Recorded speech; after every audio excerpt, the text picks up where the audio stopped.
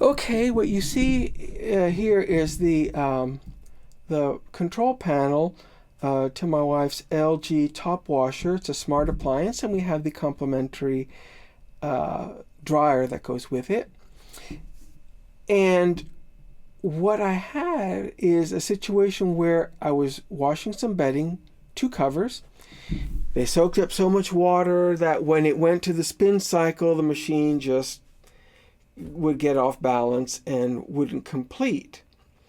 So I have to pull one out so that it doesn't get too much water weight. Still, the problem is at this point, I don't want to start over with the wash. It's already been washed. I just need the spin cycle. When you turn the unit on, there's no way to get that spin only. You can tap different options, but over here it always is wash, rinse, spin.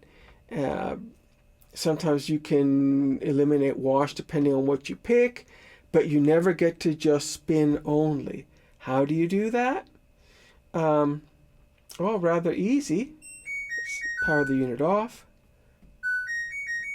turn it on, and press and hold where it says spin only for 3 seconds. See, now it shows 16 minutes and it's spin only. In this case, I will go with medium. And now, voila, you can do it.